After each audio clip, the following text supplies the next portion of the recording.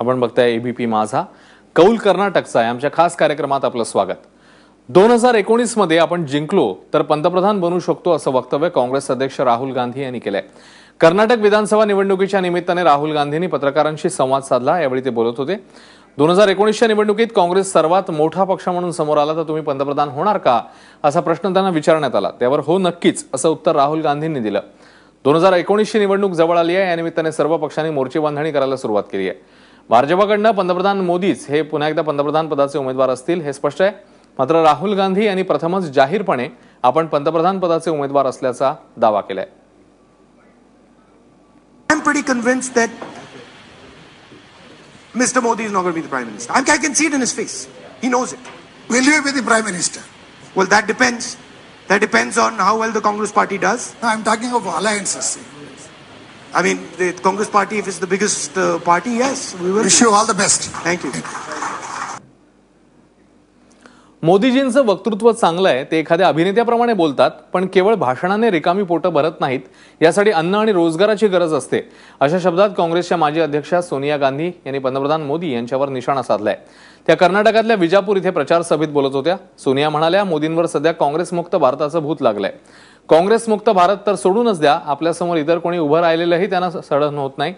मोदी जिथे कुठे जातात तिथे चुकीच्या गोष्टी सांगतात, इतिहासाची मोडतोड करतात, केवळ आपल्या राजकीय फायद्यासाठीच ते देशातल्या नायकांची नावं घेतात। मतदानासाठी अवघे 4 दिवस बाकी आहेत, त्यामुळे प्रचार सभांनी जोर धरलाय। आपके मुख्यमंत्री ने आपकी तकलीफों को देखकर मोदी जी से आपको मदद दिलवाने के लिए समय मांगा। आपको मदद देना तो दूर की बात ही, उन्होंने मुख्यमंत्री से मिलने से भी इनकार कर दिया। और मैं पूछना चाहती हूँ, बोलना चाहती हूँ कि क्या मोदी जी आपने न केवल मुख्यमंत्री का बल्कि पूरे कर्नाटक के हमारे किसानों और उनके परिवारों का अपमान किया। आणि या निवडणुकांच्या प्रचाराने सध्या चांगलाच जोर धरलाय। या रणधुमाळीत एमआयएम अध्यक्ष असदुद्दीन ओवैसी यांनीही प्रचाराचा नारळ फोडलाय, मात्र ओवैसींच्या सभेऐवजी त्यांच्या फेट्याचीच चांगली चर्चा पाहायला मिळाली। त्यांनी आज भगवा फेटा बांधत सभा घेतली, यावेळी त्यांनी राहुल गांधींसह मोदींवरही निशाणा साधला। आज कांग्रेस पार्टी पूरे कर्नाटका में उनके प्रेसिडेंट ये कहकर फिरते हैं, कांग्रेस के सदर जनाब राहुल गांधी ये कह रहे हैं कि मुझे पार्लियामेंट में 15 मिनट बोलने नहीं दिया गया। मैं राहुल गांधी साहब से ये कहना चाहूंगा कि आपकी हुकूमत कर्नाटका में पिछले 3 साल से मुझे परमिशन नहीं दे रही है कि मैं आपसे और हिंदुस्तान के वजीर आजम मिस्टर मोदी से मैं आप दोनों को चैलेंज कर रहा हूं कि 5 मिनट मेरे से डिबेट कर लो।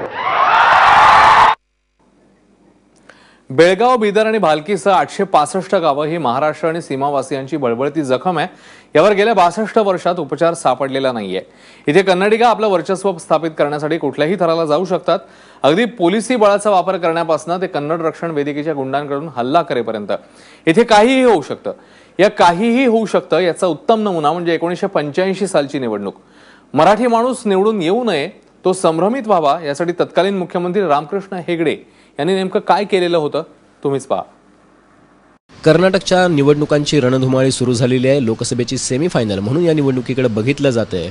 12 मेला 224 जागांसाठी मतदान होणार आहे। पण आता माझ्यासमोर एक इंटरेस्टिंग मतपत्रिका आहे। ती मतपत्रिका दर्शवते की कर्नाटकचा माणूस, कर्नाटकचे नेते बेळगावसह बिदर, भालकी कर्नाटकातच राहावं यासाठी किती आग्रही आहेत, किती कडवे आहेत। ही मतपत्रिका आहे 1985 सालची आणि त्यावेळेला मुख्यमंत्री होते कर्नाटकचे रामकृष्ण हेगडे। मराठी माणसामध्ये फूट पाडण्यासाठी, त्यांची मतं विभागण्यासाठी कर्नाटक सरकारनं त्यावेळी जवळपास 301 उमेदवार रिंगणात उतरवले होते। महाराष्ट्र एकीकरण समितीनं त्याला तिकीट दिलं होतं ते दीपक दळवींना।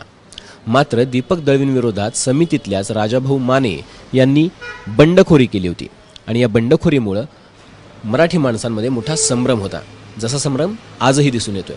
मात्र महाराष्ट्र एकीकरण समितीचे नेते एकत्र बसले, त्यांनी हा संभ्रम मोडीत काढण्यासाठी दोघांचीही समजूत घातली आणि शेवटी राजाभाऊ माने यांना अधिकृत उमेदवार म्हणून घोषित करावं लागलं आणि 301 उमेदवारांमधून राजाभाऊ माने निवडून आले.